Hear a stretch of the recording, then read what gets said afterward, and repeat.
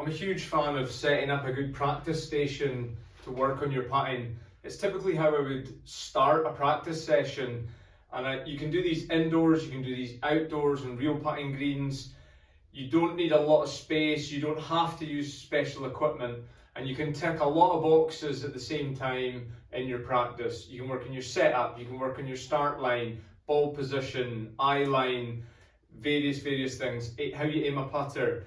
So these are 3 examples of how I would set them up. 2 of them I'm using equipment. This would probably be my number 1, the way I would do it most commonly. I've got a mirror, I've got gates. Gates typically going to be about 12 to 18 inches away, a little bit wider than a golf ball.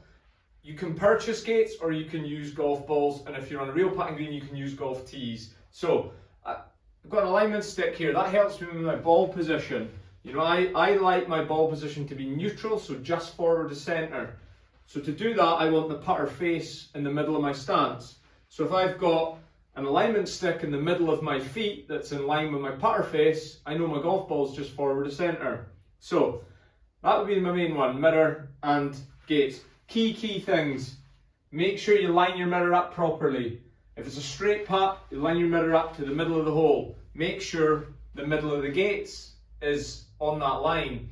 Then when you putt, and this is really important, that a lot of people I see make a mistake, is they don't actually align properly with the mirror. So if you've got this set up properly and you aim your putter using the aim line that all mirrors have, you get proper feedback when you putt.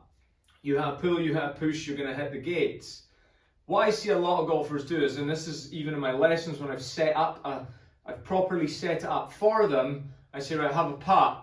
If they're, say, for example, a right aim pull putter, right-handed golfer, they can hit putts that are going through the gates thinking everything's great, but actually I can show them, look, you're still hitting pulls because you're aiming at the right gate and just hitting pulls through. So take care on A, how you set up your station, and B, when you putt on it, that you're actually lining up properly. Okay, so that would be my main one, and I would advise everybody to do that. Mirror, gates, stick.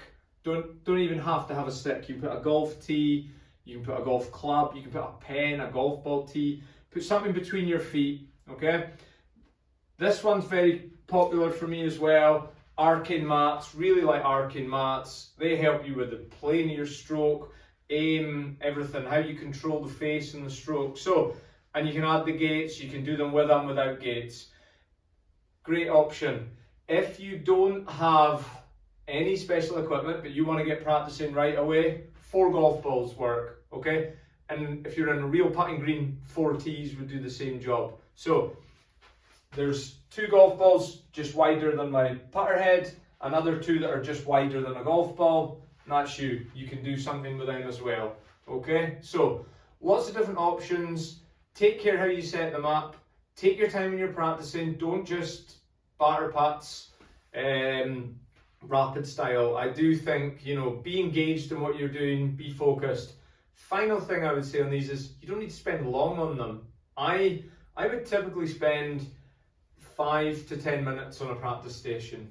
You know, you might do a little bit longer if you really want to. I wouldn't advise somebody set something like this up and then spends 30 minutes on it. Even if you've got all the time in the world to practice, there's better things you can do with that time. This is like a check where things are, okay? So 3 different options, with and without special equipment. You can do indoors, outdoors, all right? Any questions, let me know. Thanks very much.